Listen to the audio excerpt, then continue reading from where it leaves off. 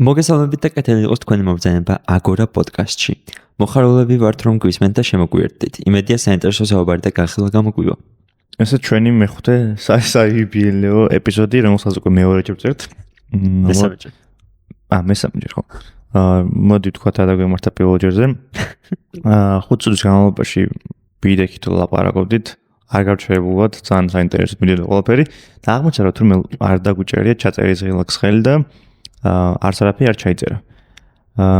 და ხო, წარუმატებელი და უაზრო მცდელობა იყო, ასე გამოვიდა. მე კიდე რამდენჯერმე რაღაცა ცოტა კურიოზებით დაგვემართა. ხო, დღესაც ისე ვაპირებთ თავისუფალი ცურვის რეჟიმში ვიყოთ. ალბათ ეს ბოლო ეპიზოდი იქნება მაგ სტილის, მაგრამ არ ამგონი, იმიტომ რომ ჩვენ რაღაც ხელწერას ავითიქცა ეს.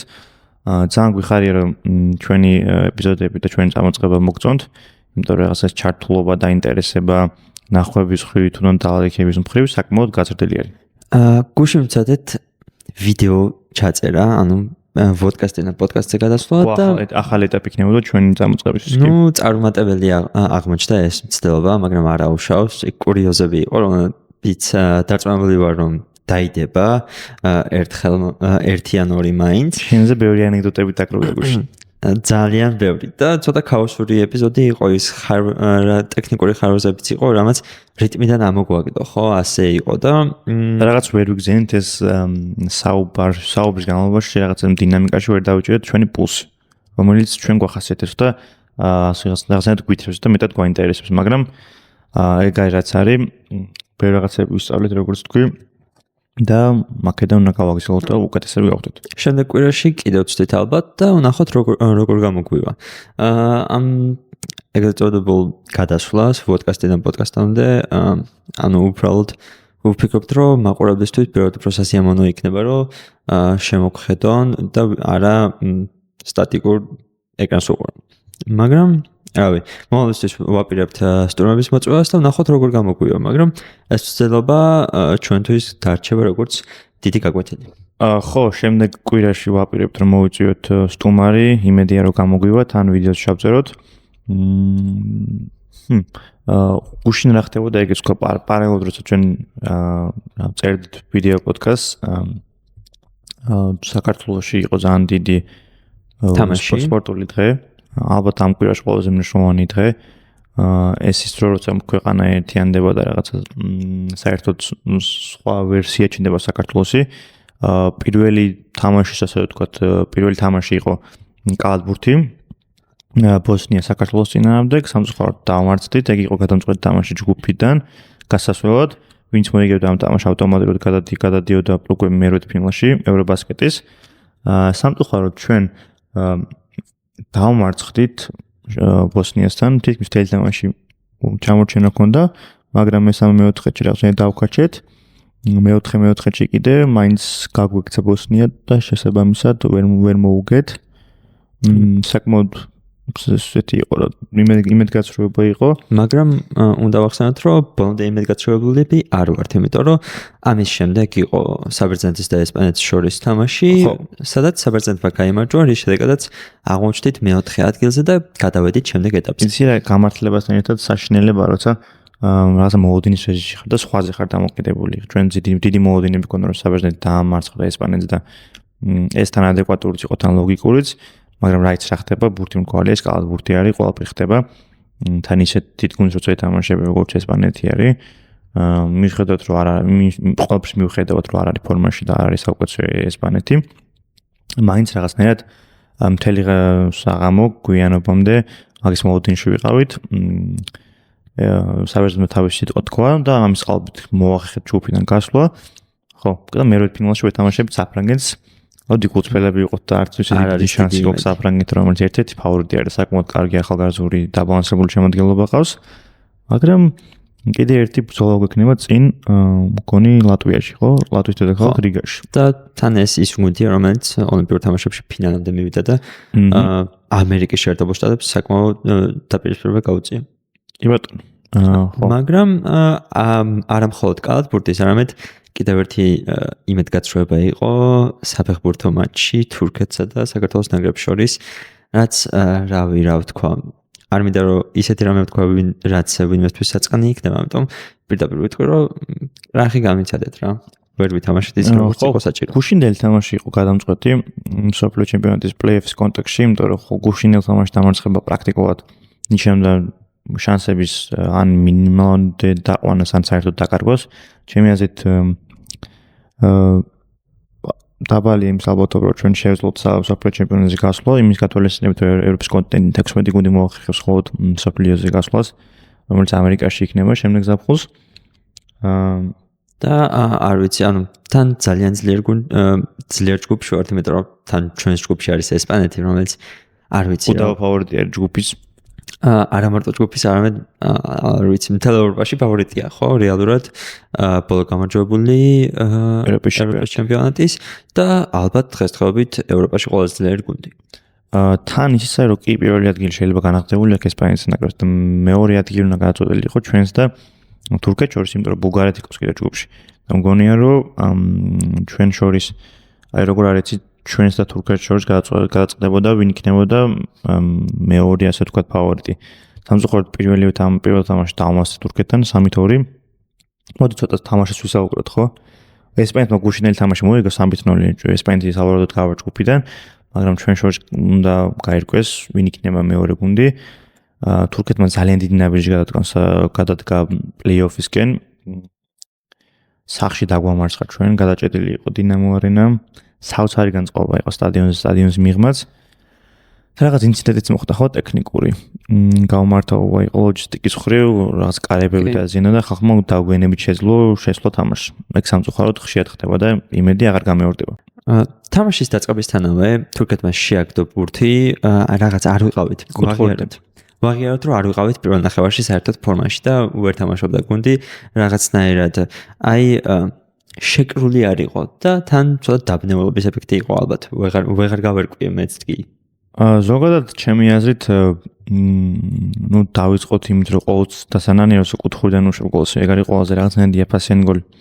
მაგრამ ფაქტია რომ გავუშვით, დავიჩაგრეთ და თუ დაცვის ხაზი პრაქტიკულად ჩავარდნილი იყო, შეუთამაშებლობა დაუბალანსებელი დაცვის ხაზი და მოდი ვთქვათ რომ დაცვის ხაზი იყო პირველი გოლი კუთხურიდან. როცა სახში თამაშობ და ასე დიდი თამაშია, მეტი მობილიზება და მეტი ყურადღება გმართებთ, ხა მამარდაშვილი როგორც მეკარე უძლური იყო მომენტში. აი რაც შეეხება სხვა ეპიზოდებს, სხვა მომენტებს, გამოჩნდა როგორ დაგვაკლდა ორი ლიდერი ჩვენი გუნდის, კიტეიშვილი, რომელსაც ბურთი გამოაქვს და ათამაშებს. უკნიდან ეს ყველაფერი მე ეს კომბინაციები რაც ხაზება ბოლოს მინდის შეტევით ხაზთან და ისინი აგორგვინებენ და ჩვენი ყველაზე ძლიერი მხარე ხო არის შეტევითი პოტენციალი ხო უდავოდ. არა მარტო კვარას გამო, თუნდაც შორში, თუნდაც ჩაკვეტაძე, რომელიც ამ თამაში გვაკლდა და ის არის რაღაცნაირად ჩვენი ყველაზე დიდი კრეატიული ბირთვის ნაწილი შემოქმედებითობის მხრივ. იმის მიხედვით რომ ზურიკომ ძალიან კარგად ითამაშა. თავის მაქსიმუმი დადო, თავისი ეს რაღაცა მოძრაობით, რაღაცა მონდომებით, ბრძოლით, მაინც ჩაკვეტაძის ჩანაცვლება და კომპენსირება არც თუ ისე მარტივი საქმე არის. და მეორე ნახევარში ზურიკომ შემოიტანა რაღაცა ცეცხლი თამაშის მეტად გაიხსნა და ჩვენ თამაში დავიწყეთ. პირველი ტაიმში დავმარცხდით, აი უშანსოდ ვერაფერი ვერ გავაკეთეთ, ვერც მომენტები ვერ გამოვიყენეთ. აი ვერც ბოლო პასამდე მივიდიოდით, ვერც დაგვირგვინებამდე მივიდიოდით, ვერც პოზიციურ თამაშს ვერ შევძელით. ხო და სამწუხარო იყო, იმიტომ რომ სახშიც თამაშობდა პირველი თამაში და პირველი ტაიმი ასეთი არის. ვიცოდეთ რომ საკმაოდ რთული იქნება და ემოციურად და ფსიქოლოგიურად დაბრუნება. და შენ არ შეგიძლია თქვენ რა დაინახე, მაგალითად მე დავინახე რამდენად პრობლემატურია ჩვენთვის დაცვის ცენტრი. დაცვის ხაზისგან სისუსტე ჩანდა აშკარად. თან ისიცაა პრობლემა, რომ ჩვენ დაცვის ხაზი შედარებით უფრო ასაკიანია და ნელია. ანუ სწრაფად ვერ თამაშობენ შედარებით.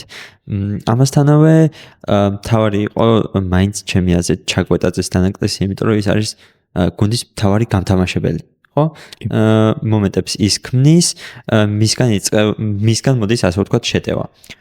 და ნუ მიუხედავად იმისა, რომ მეორე ნახევარში გამოვცოცხლდით, ენერგიაზე იყვნენ ბოლო 25 წუთი ბიჭები.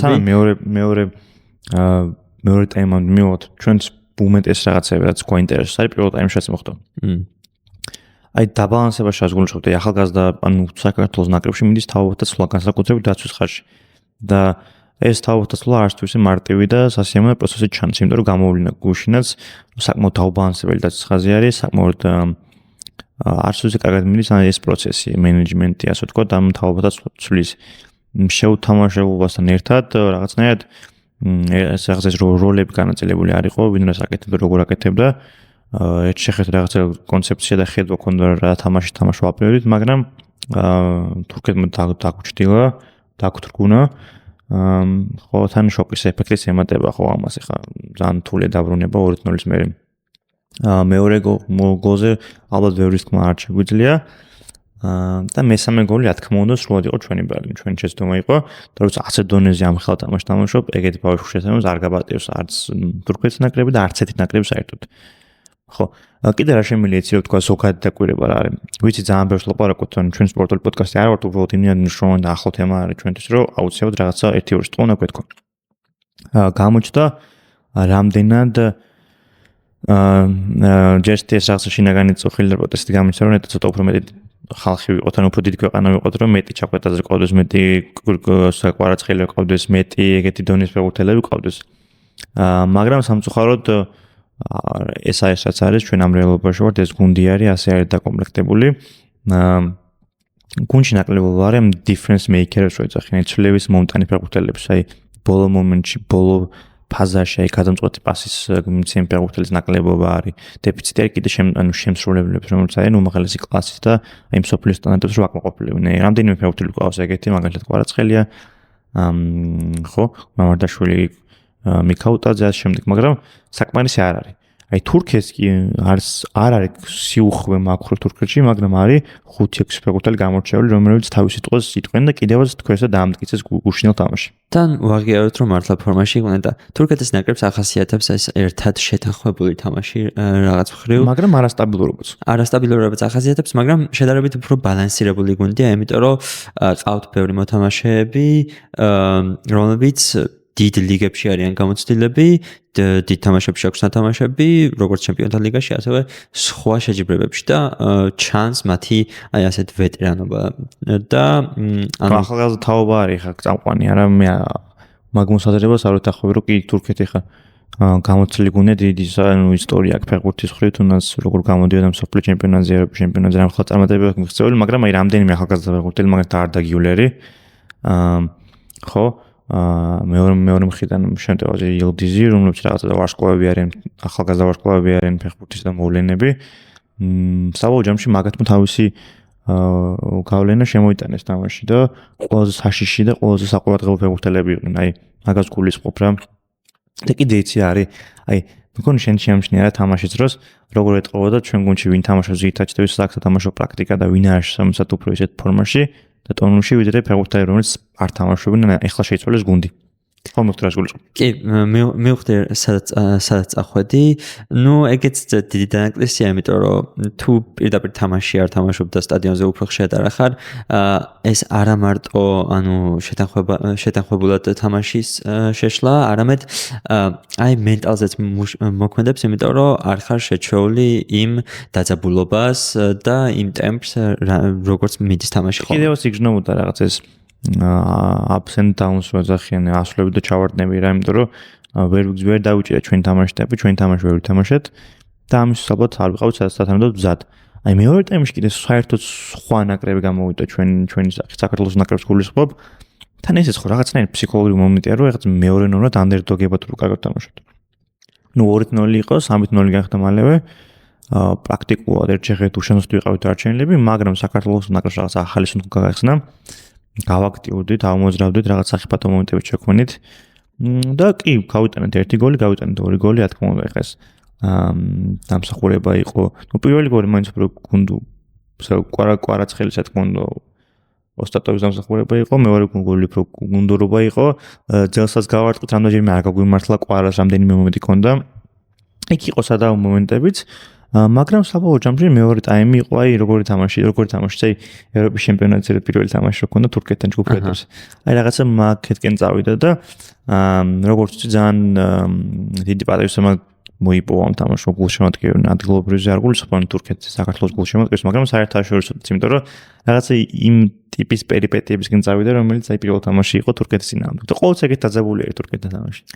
თან ერთი რამ რაც შესამჩნევი იყო, რაც სანამ თამაში დაიწყებოდა თვითონ მოთამაშეებმაც ახსენეს, აი არის ის, რომ არიან გულშემატკივრები, რომლებიც თამაშს ბოლომდე არ უყურებენ და როცა თვლიან, რომ იმედი აღარ არის, ტოვებენ სტადიონს. კი, ვნახე TikTok-ზე, YouTube-ზე და მართლაც გულის დამწყვეტია, ანუ რა ვთქვა, თუ გულშემატკივარი ხარ, ვფიქრობ, რომ ბოლომდე უნდა დარჩე და რაც არ უნდა უიმედო იყოს თამაში, ბოლომდე უნდა უყურო, რადგანაც იქ შენ ხარ, რომ საკუთარ გუნდი გაამხნევო როგორც გამარჯვების დროს, ასევე მარცხისას. კი მესმის ხო აი მასიურად რო იქ ყველა რაღაც გულშემატკივარი არ იქნება და მხარდაჭერის ვიქ არ მიდის და ზოგი მიდის რაღაც გასართობათან შოუსთვის. ფაქტია რომ ეგ არის უმრავლესობა სტადიონზე ხო? არ ვიცი რა. მორალურად ხალხის გარშემო ცოტა რთული არის, იმიტომ რომ ერთი არის იყო გულშემატკივარი და მეორე იყო მხარდაჭერი. ჩემს ამ ორ შორის დიდი განსხვავება არის და კიდევაც ხედავთ.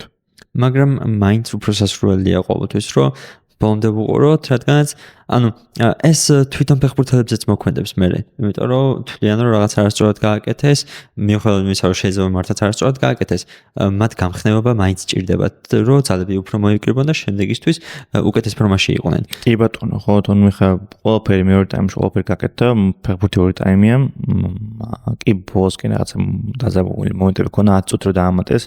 მაგრამ ნუ არ გამოვიდა, ვერ მოვიგეთ, ვერც პრევიუ თამაშეთ. მაგრამ ჩემი ეს არაფერი არ დაგვიკლია, ყველაფერი ვეცადეთ.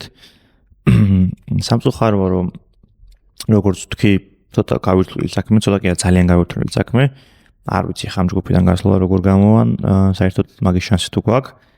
შემდეგი გველოდება ბულგარეთი კვირას 5 საათზე სახლში ვეთამაშეთ ბულგარეთს. მე ისევ და სანაკრებო პაუზა დაბრუნდება ოქტომბერში, ხო?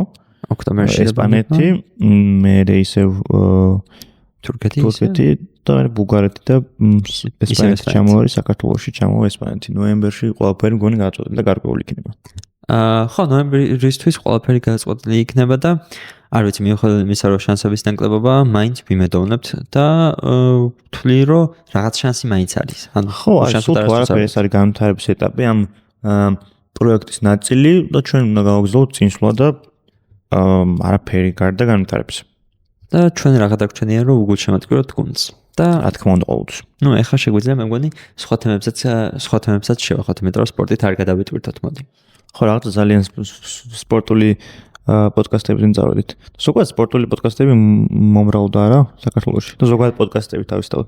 ნუ ზოგადად პოდკასტები კი და ყველაზე მთავარი პოდკასტები რაც არის მაგათად ორშაბათობა რომელზეც გუშინაც გამიხილეთ და ორშაბათობა არის რაღაცნაირი ორშაბათობის კლასიფიცირება ჩვენ კლასიკურ პოდკასტად არ მოვახდინეთ თუ გახსოვს. ხო, მახსოვს. ეგ სადაუა შეიძლება, მაგრამ მე არ ვეთანხმები მაგას, რომ ეგ არის პოდკასტი, ეგ არის რაღაც უფრო კომუნაზე დაფუძნებული, აი ლაივ ინტერაქცია, რომელიც რაღაც ახალი ნიშა არის სოციალურ ქსელებში საქართველოში. ახალია და თან მართლა სასიამოვნოა ლაივშიც ვუყურებ ხოლმე და გამომიჭერია რომ ბოლომდე დავჩენილი ვარ და ხო, იმიტომ რომ ეგეთი უშუალო და ღია და თავისუფალი საუბრების დეფიციტი არის ქვეყანაში. მე გახსოვს გუშინ რა ეს აიკონიკ ფრაზა თქვი რომ საქართველოს პოდკასტები ან ბირჟისკენ მიდის. კი. ან სუფრისკენ მიდის. ან კიდევ ინტერვიუებისკენ და რაღაც ამ სატელევიზიო გადაცემის ემსგავსება. ხო, გონი ეგრე არის, არ მეთანხმები? იცი მაგას რითი ავხსნით? ეგ ალბათ იმით აიხსნება, რომ საქართველოში ყოველთვის ეს talk show-ები ყოველთვის პოპულარული იყო და ყველა უყურებდა წარსულშიც და დღესაც კი და აქედან გადმონაშთივით დარჩა ეს პოდკასტების სიტუაცია. და მისიც არის რომ ხა ვინ აკეთებს ხო თანამედროვე საქართველოში პოდკასტების ინდუსტრიაში ეს ხალხი ვინც იყვნენ, ვინც აი ამ რაც ჩვენ თქვით ტელევიზიები, რაღაცა ეს ინტერვიუები ვინც აი უკვე შემდგარი ხალხი არის, რაღაც სახელი აქვს საქართველოში ან მედია პერსონებად ითვლებიან, ასეთ გადმოკატავდნენ სხვა ფორმატში, სხვა პლატფორმებზე დაარქვეს თავისთავად რაღაც პოდკასტები, კი არავის არ ვაკრიტიკებს, მაგრამ მე შორიდან შევეღებდი თვალით ეგრეთ ჩანს. გაჩნდა რაღაც ეს ალტერნატიული ახალი ფორმატები პოდკასტის ინდუსტრიის ვერ დავარქმევდი, იმიტომ რომ საქართველოში პოდკასტები მგონი თავისთავად ვერ ინახავს და პოდკასტები რაღაცა კარიერული გზა არ არის და ხო რა რაღაც ფორმები შეიცვალა, შინაარსობრივ დიდად არა. ამიტომ ვსკი რომ ან საფრთხესკენ მიდის, ან სუფრისკენ მიდის, ან კიდევ სატელევიზიო გადაცემებისკენ. ნუ რა შეიძლება ჩვენ ვეცდებით რომ ხო ადგილი ან ხო რა დავაზუსტებ მაინც რაღაც ადგილი შეცვლა მოხდა ვიზუალების ალბათ ფორმატის ოღონ შინაარსობრივად არა რაღაცა როგორც კი კონცეპტუალურად სამწუხარო იმიტომ რომ პოდკასტი ერთ სხვა რაღაც არის მაგრამ აქვე უნდა ვთქვათ რომ ამით იმას არ გულისხმობთ რომ ეს პოდკასტები ცუდი მოსასმენია იმიტომ რომ აშკარად გვაქვს საქართველოში იმის ფუფუნება და შესაძლებლობა რომ ვთქვათ რომ არის რამოდენიმე დიდი პოდკასტი რომელიც შეგიძლია ნებისმიერ დროს დაждდე და ისი ამოვნა. კი, რა თქმა უნდა, ბევრი საინტერესო კარგი პოდკასტი არის, სხვა მიმართულებით, სხვა სფეროებზე, ზოგი უფრო ვიწრო, ზოგი უფრო გასართობად ან რაღაცა ადამიანური ურთიერთობების გარშემო დატრიალებული პოდკასტები არის. ხო, უბრალოდ ეხლა ამ ბოლო დროს ცოტა რო გაიბარა ეს პოდკასტის ინდუსტრია. წამოვიდა ეგეთი რაღაცა საკმაოდ როგორც შენ თქვი, გადმონაშთრი, ასე თქვი, ეგეთი ხალხი დაბრუნდა, ეგეთი ტიპის რაღაცა პროდუქტები დაბრუნდა. რაც თითქოს სასიამოვნო და სასიხარულო არ არის, იმიტომ რომ პოდკასტები და YouTube საქართველოში რაღაც ძალიან ვითარდება, უფრო მაღალი ხარჯის ხდება და მაღალ დონეზეც კი ადიან. უბრალოდ ხო რა ეგეთი ალბათ რეტროგრადიული ნაწილებიც იქნება, ხო, განვითარების ნაწილი არის სამწუხაროდ. თან რა ხდება იცი მანდ აი როცა სტუმრები მოყავთ ხოლმე ეს სტუმრები მეორდება ხშირად ანუ არის რამოდენიმე პერსონა რომლებიც ყველა პოდკასტზე დადის და ინტერვიუს წერს ასე ვთქვათ. ჩვენთან ხო ეგეთი ეგ ზოგადად სოფლიოში დეფიციტი არის ამას ახენ საჯარო ინტელექტუალებს ადამიანები რომლებსაც გავლენა აქვს საჯარო აზრზე და სენტიმენტზე და როგორ აზროვნებს და როგორ გაწოლებას იღებს ხალხი. საქართველოში მით უმეტეს დეფიციტი არის ხალხის და მით უმეტეს თუ დეფიციტი არ არის ხალხი ვინც რაღაცა წარმოდგენილია შემდგარი არის ხო პროფესიულად კარიერულად ან თუნდაც სხვა მხრივ რაღაცა თავს არ ედებენ ასეთი ტიპის ფორმატებს იმიტომ რომ ფიქრობენ რომ არასერიოზულია ფიქრობენ რომ გაშიშვლდებიან იქ და რაღაცა მათ სხვა მხარეს დაინახავს ხალხი. ნუ მესმის ხა სტიგმატიზირებულია საჯარო დიალოგი და ჩვენც მაგიტომაც დავიწყეთ პოდკასტები არ დაგვიწყე იმის გამო დაგვეწყო და გვეთქვა რომ ის რა პოდკასტი ქოქანეს რაღაცა უბრალოდ ბრენდისთვის ან რაღაცა კონკრეტული იმიჯის შესაქმნელად არ ყოფილა. ეს იყო ჩვენი რაღაცა გატაცება ინტერესის სფერო და ამიტომაც ვართ იქ სადაც ვართ და ვაკეთებთ ხო? და ვფიქრობ რომ ყოველთვის შეგვიძლია ის ცდილობა დავტოვოთ რომ ვიყოთ უფრო პროფესიონალური პოდკასტის ტიპაში და ვფიქრობ ანუ როცა უფრო გავრცელდება საქართველოში პოდკასტები მეტი რა უნდა გავცილდეს ანუ მაინც ინდუსტრია უნდა გაიყო ინდუსტრია უნდა შეიქმნას გუშინ ისიც თქვით რომ ეს უფრო ინდუსტრია არ არის და სხვა რაღაცა იცი რა საქართველოს ბაზარი ნიათ პატარა და შეზღუდული არის და მით უმეტეს ენა საქართველოს მიღმა რაღაცებს გაყიდონ ქართული პროდუქტების ან აი რასაც ქვია კრეატიული ინდუსტრიაში თითქმის შეუძლებელია ან თუ შეუძლებელი არის არც თუ ისე მომგებიანი კომერციის ხრი ანუ ამის პროდუქტიზირება და კომერციალიზირება რთული არის და მით უმეტეს წარმოგიდგინე ხა პოდკასტი ხო პოდკასტი არის ძალიან ვიწრო მიმართულება creative entertainment industries ხო და რა ვიცი მაგის დიდი იმედი და ენთუზიაზმი არ მაქვს იმიტომ რომ რეალისტური ვარ და ალბათ უყურებ რა დინამიკა და ტენდენციები არის საქართველოს ბაზარზე მაგხრივ და ხო ძალიან ახლოს ვარ ხო ამ წიაღთან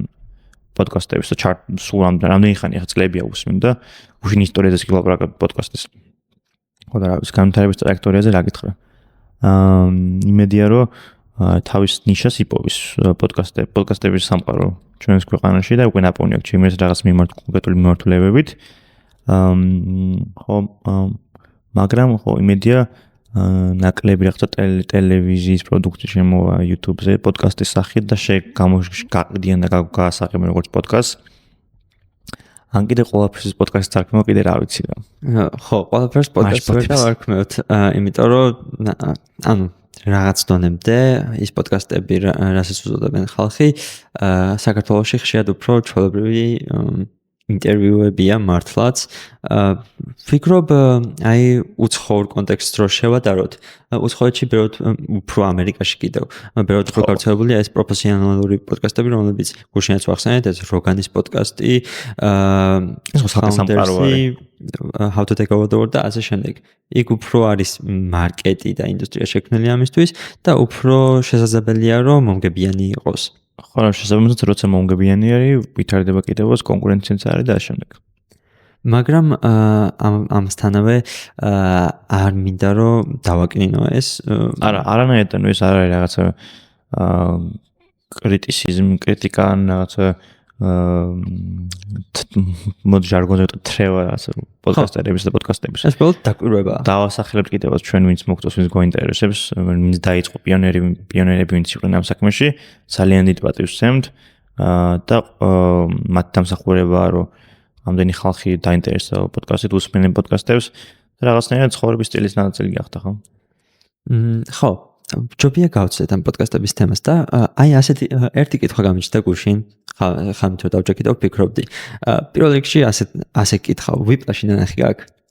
ჩვენ მეკითხავ ღამე რო დაჭექით და ფიქრობდი, რატო დაჭექით და რაზე ფიქრობდი? მაგის გარდა. აი, როცა თამაში დამთავრდა იმის შემდეგ, აი ერთი რომელი თამაში? კალათბურთი თუ არა, ფეხბურთი. იმიტომ რომ კალათბურთი რო დამთავრდა თან 1 საათი საცობში ვიჭერდი მე. არ ვიცი, კატასტროფა იყო. მაგრამ აი ვფიქრობდი დღეს რაზე უნდა გვესაუბრა, რაზე შეიძლება საინტერესო ყოფილიყო საუბარი და კითხვა გამიჩნდა აზრად. ნუ უფრო ვიპლაშის გამო, იმიტომ რომ კლიპი შემხვდა და გამახსენდა ერთი მომენტი ფილმიდან. გაქვს ნანახი? არა. არა? ასეთ კითხვას დაგიშვამ. ვიპლაში არის ერთი მომენტი, როცა მთავარი პერსონაჟი მამამის ეჩხუბება კამათში შედის და კითხვა ისმება ასეთი, რომ ღირს თუ არა ადამიანის ისე ცხოვრება, რომ მისი სახელი დარჩება, მაგრამ რეალურად იცხოვრებს როგორც ყველანაირი მატერიალური შესაძლებლობების გარეშე. აი, აქ დიდი მუსიკოსები, მოაზროვნეები და ხელოვანები.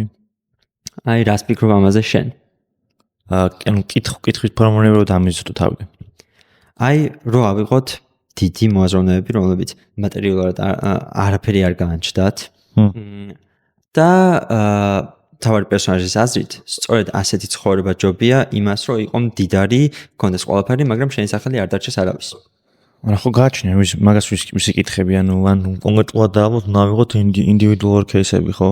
ხო, აი უფრო სუბიექტური აზროვნება აქვს ჩართული. რა თქმა უნდა, ხა მემკვიდრეობა და ისტორიის და ცივილიზაციის და ხალხის გაკეთებული საქმე ბევრად უფრო ხმაურობს და უფრო ღირებული არის. მაგრამ ეს ანიშნავს, რომ ჩვენ მოვაკნინებთ იმ ადამიანური ცხოვრების გამოცდილებას და იმ განმგზას რა და როგორ ხდება. და ძალიან რთული კითხვა, ძალიან კაი კითხვა, საინტერესო და სიღრმისეული. უბრალოდ ხო, ინდივიდუალური ალბათ დამოკიდებულია თუ რომელიმე ადამიანს გახსენდება ეგ მაგალითი რო განვიხილოთ უფრო დეტალურად. აი პირველი აზრი მომდის სოკრატე მაინც. რომელიც მიუხედავად იმისა, რომ დიდი მოაზროვნე იყო, მართლაც ყველა ანუ მთლიანად ათენის ელიტა რაც იყო, პატივს სცემდა კი, რა თქმა უნდა, ინახავდა კიდევ მოაზროვნეს. მაგრამ ვიცით ჩვენ ეს, რომ სოკრატე ათენმა მოკლა. ათენმა მოკლა და თან ამასთანავე მიუხედავად იმისა, რომ მოაზროვნე იყო, მატერიალურად არაფერი არ გააჩნდა რეალურად, ხო? ხო, საკმაოდ ისეთი იყო, მამამისიდან გამომდინარე მუშაობდა მჭედელი იყო, ასე ვთქვათ, ესეც ასე თუ ისე დიდად მისი საქმე არ იყო და გულს ვერ უდევდა. ხო, იმას საკმაოდ ისეთი კარგი წრეყო და გარშემო შემოკრებილი, საკმაოდ მდიდარი და შესაძლებელი ელიტასანაც ძალიან ახლოს იყო, პოლიტიკურთანაც, კულტურასთან, საზოგადოებრივ ელიტასთან ათენში. ხო და ნუ ასე თუ ისე ხა კი მის თვალსა საკმაოდ დაძაბული და სასიამოვნო ურთიერთობა ქონდა ამის გამო, მისი ცხოვრების სტილის გამო, მაგრამ შენი აზრით, როცა საქმე ეხება სოკრატეს, პირველი რა გახსენდება? რა თქმა უნდა, მისი დატოვებული მემკვიდრეობა და არა მისი რაღაცა მატერიალური ან სხვა ტიპის მდგომარეობები და გარემოებები. არ მეთანხმები? ნუ აი დღევანდელი განმოსახედიდან გეთანხმები რომ მართლაც მისი ეს აზროვნება, მისი აი ლეგასი ინგლისურად ვთქვა ჟარგონულად მემკვიდრეობა რაც დარჩა დიდია მართლაც აი გამოზარდა ისეთი მოაზროვნე როგორც პლატონია, რომელმაც შემდეგ არისტოტელე და აქედან დიდი დინასტია იწყება მერე იმიტომ რომ არისტოტელემ თვითონ ალექსანდრე გამოზარდა, ხო? და არ ვიცი, ანუ დარჩენილია მისი მემკვიდრეობა ნამდვილად დღეს ნებისმიერ ადამიანს შეუძლია თავისუფლად თქვას, რომ სოკრატე ისტორიაში ერთ-ერთი ყველაზე დიდი მოაზროვნეა, მაგრამ მაინც ვფიქრობ, რომ აი ცხოვრების განმავლობაში ისეთი საქმეც უნდა აკეთო, რაც შენ გამოგადგება მატერიალურად, იმიტომ რომ ვფიქრობ მატერიალურ სამყაროში ვცხოვრობ დღესდღეობით. ხო და აი მაგიტო გეუბნებოდი მაგ კითხვაზე ეს არ არის კითხვა, რომელსაც კი არა პასუხი არსებობს. ანუ მაგ კითხვას თუ ეგეთ დიდ კითხვას თუ ეგეთ გაამარტივებ და აკაფსულებ ну რეალობას და ზოგადად სულს ვერ წარმოედგინე და ვერ დაანახებ სხვას. მაგიტომაც არის რომ დამოკიდებულია ვიზე ვლაპარაკობთ, ვიზე ვსაუბრობთ კონკრეტულ ადამიანებზე, ხო ისტორიაში თუნდაც დღეს, ან თუნდაც მომავალს როცა მიდის საქმე. ხო რა ალბათ როგორც შენ თქვი კი ეგეც გასაგებია რაც შენი პერსპექტივა არის ძალიან ისეთი არის ვალიდური და ლოგიკური არის მაგრამ არსებობენ გამონაკლისები და ასეთი გამონაკლისი ახსენეთ კიდევ სოკრატე ეს არის ხალხი რომელიც თავისი ღირსებით თავისი შეგნებით ირჩევენ კონკრეტულ გზას თავისი მიწუნას რაღაცის გარშემო ასეთი ხალხის მხრებზე ვდგავართ ჩვენ როგორც წინაზე თქვი და რომ არა მათი რაღაცას გარღვევები და სამყაროს ამოტრიალება ძალიან გაგუჭირებოდა ამ ხალხ პროგრესის მიღწევა.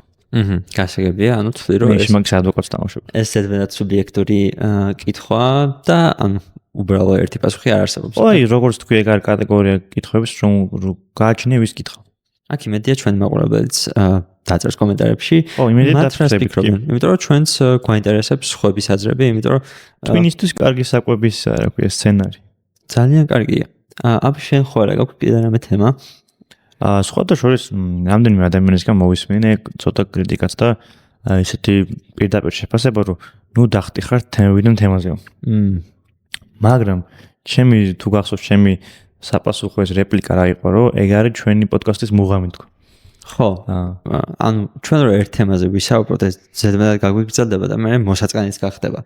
ჩვენი ნიშია რომ თემიდან თემაზე დავხვდივართ და ყველაფერზე ვსაუბრობთ. ხო რაღაცნაირად მე ყოველთვის ეგეთი ანუ საუბარზე დაფუძნებული პოდკასტები მიძებდა და ჩვენც რო ვიწყებდით ხო მაგაზე შევთანხმდით. ხო იცი რა ეს გვაჯინდეს სიამოვნებას მაგის ახსნე ნაკლობობა არ არის საქართველოში მაგრამ ასე თუ ისე ეგეთი თავისუფალი კუნძულები არსებობს ჩვენთვისაც ეს პლატფორმა და ეს პოდკასტი მაგის მსვლელობა არის. და თან ისიც უნდა ვთქვათ რომ აი სრულიად ერთ თემაზე რო ისაუბროთ მთელი პოდკასტის განმავლობაში ამას უფრო მეტი მომზადება ჭირდება და კვლევა ჭირდება ჩაღრმავება რა თქმა უნდა. და ან დრო არ არის მაგის. ან შეიძლება არის, მაგრამ ზედმეტად გადამხდელია და სხვა რაღაცა შეიძლება შევაშალოს ხელი და ეგ ალბათ უფრო სპეციალის ეპიზოდების მიმართულებით გვექნება ეგეთი ეპიზოდები. ну, ქონდა კიდეც ჩვენ სპეციალებზე რეალურად ერთ თემას შევეხეთ, მაგრამ უფრო განზოგადებული თემები იყო და ბევრი საუბარი ასე კონკრეტიკა არ დაგჭირებია. და იცით რა არის მაგ ელემენტების ნაკლებობა თუ არ არის ხალხს ურჩევნია რომ რაღაცა ერთ თემაზე ვისაუბროთ თუ საბოლოო ჯამში ეგეთი რაღაცნაირად მაგ კურსით წასვლა მოგწევს და სტუმრები გვეყოლება ხო რაღაც თემების გარშემო მოგწევს ტრიალი და იმიტომ რომ ეს სტუმარი რაღაც მიმართულებით რაღაც მიმართულებაში იქნება ხო ჩართული რაღაც თავის საქმე იქნება თავის კარიერა იქნება რაღაც ინტერესები იქნება რომ ჩვენთან ეს თანხმდრის წერტილები გაჩნდეს ამიტომაც ალბათ მაგ დანაკლის ნაწილობრივ შევასვათ სტუმრები როცა გვეყოლება პოდკასტში. გეთანხმები, სტუმრები ჩვენს გაგვია ადვილებს საქმეს, ვითომ? იმიტომ რომ არა, გაადვილებას და გართულებას ხო არ არის.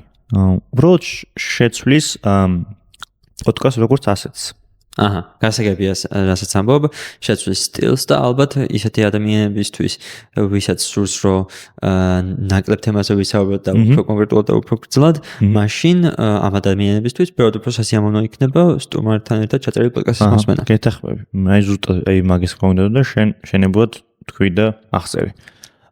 ჩემი აზრით შეგვიძლია ნუ გადავიდეთ ტრადიციული კონტენტის რეკომენდაციაზე, ხო? ბოლოსკენ წავიდეთ არა? ეგ არის თუ არა შენი საყვარელი ნაწილი პოდკასტის? კი, მართლაც ჩემთვის ყველაზე სასიამოვნო ნაწილია, იმიტომ რომ რეალურად რასაც რეკომენდაციას ვუწევთ, ორივეს ინტერესებში ჯდება და თან აი ისეთი რამეა, რომ ხანდახან აღმოჩენების სფერო არის. აღმოჩენების სფეროა გეთანხმები. აი ხა მე რა რეკომენდაციას მაქვს ლუკა ჩააგდო შოქში რომ აქამდე როგორ არ ვიცოდი. მე თან მკითხა რომ სად ნახულობ ასეთ ხალხსო და როგორ მოიხმარ ასეთ კონტენტს.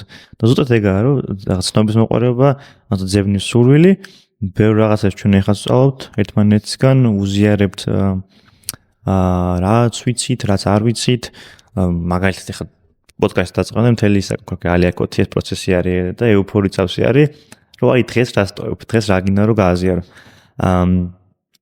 ხო და მე მოდის ეს ფოტოს გადაღება ტრადიციული და მე ვიწყებ ჩაწერას. ხო, მაგრამ დღეს ამდენჯერ მოგვიწია ჩატერის თავიდან დაწყება. მათ ყოველთვის რაღაცა ეს 9 საათი გვაქვს დრო, რომ შევიდეთ აზარტში და რიტმი, ხო, რიტმი აღმოაჩინოთ. ხო. დაიწყებ? მე შემიძლია დავიწყო, თუ გინდა შენ დაიწყე. არ მიდი შენ დაიწყე. და მე კი. მე დღეს ესე იგი გადავწყვიტე, რომ რატომღაც ყოველთვის ვტოვებ წიგნებს ან რაღაცა მაქტების რეკომენდაციებს, ხო და YouTube არხს დავტოვებ. დღეს შენს YouTube არხი ხო? YouTube's ქვია Predictive History. ქართულად როგორ იქნება თარგმანი? შეგვიძლია მე ლინკები ჩავაგდოთ description-ში. ესე იგი წინასწარმეტყველი ისტორია. პროგნოზირებადი ისტორია, ლუკამ გადაგიტარგნა. ხო, უკეთეს არის კაცი, რომელიც არის პროფესორი, მასწავლებელი, საინტერესო მოაზროვნე ადამიანი და ეხება ზოგად საკაცობრიო თემებს. მაინც და მაინც რაღაცა გეოპოლიტიკას, პოლიტიკას და ეკონომიკას არა, მაგალითად როგორ ყარდება კულტურები, ცივილიზაციები, ფუნდამენტური თემები, ხო? ან თუნდაც აქტუალური თემები, რაც არის ამ კვირის განმავლობაში, იმ დღეს. ხო, კიდე ლიტერატურაზე საქსოასო ვიდეოები, ლექციები და არის ძალიან ისეთი სასიამოვნო საყვარელი კაცი, რომელიც გასაგებ მარტივ ენაზე ხსნის საკმაოდ რთულ კონცეპტებს.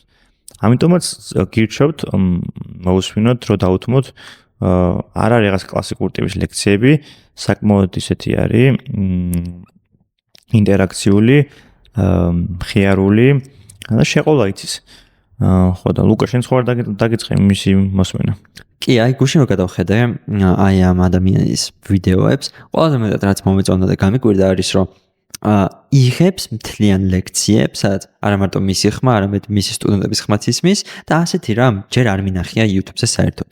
რომ ლექცია ჩვენ ამბობ დროს დაიწყეს. ხო, ამ ადამიანის ვიდეოს ერთს ვუყურე, ძალიან მომეწონა და ვთვლი რომ ნებისმიერ ადამიანისთვის საინტერესო უნდა იყოს, მართლაც პროფესიონალია მისი საქმის და ყველაფერი რასაც საუბრობს, ბოლომდე დაწვრილებით იცის.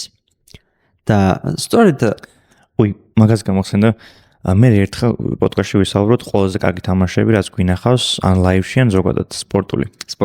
მაგას ეხლა ჩავინიშნავ ისე. დღეს საუბრობდით მაგაზე რამდენიმე ადამიანთან საუბრობდი მე და ბევრი კარგი სასიამოვნო და ტკბილი მოგონება ამ მომენტივდა. ასე რომ ერთხელ თუ მოვახერხეთ, აუცილებლად ვისაუბროთ რაღაცას განსაზღვრული არ გვიქნება, მაგრამ გაიქნება. ეგ შეგვიძლია როგორც ჩვეულებრივ ეპიზოდში, არამედ სპეციალადაც გამოვუშვათ. ძალიან კაი იდეა.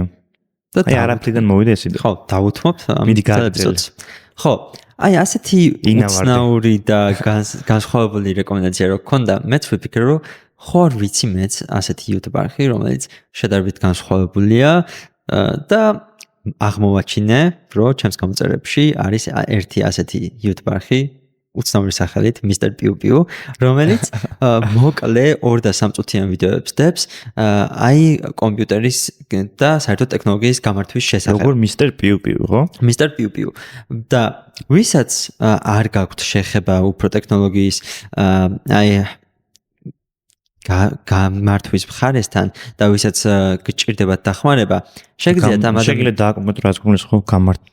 აი, როცა რაიმე პრობლემა გაქვს შენს Windows-თან, კომპიუტერთან, ტელეფონთან დაკავშირებით, როცა გგონია, რომ არ მუშაობს ისე როგორც უნდა იმუშაოს.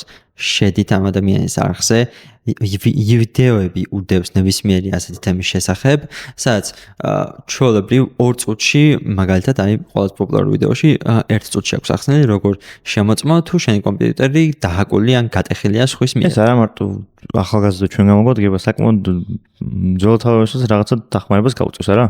სწორედ მაგიტომ ავარჩიე ეს არხი, იმიტომ რომ აი მეც კი როცა დახმარება დამჭირვებია, მიუხედავად იმისა, რომ ტექნოლოგიასთან შედარებით ახლოს ვარ, შევსულ ამის არხზე და მიყურებია მართლაც 2 და 3 წუთიანი ვიდეოებია, ამიტომ დიდ დროს არ წაგართმევთ. ამიტომ გირჩევთ, შეხვიდეთ და უყუროთ.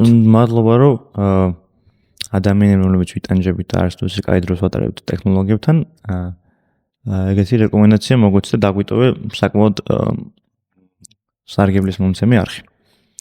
ყველას გამოადგება. კი, როგორ არა, მეც აი გეთახმები. ეგეთი არხი ქართულ ენაზე გვაქვს ამ ტიპის არხები ისე.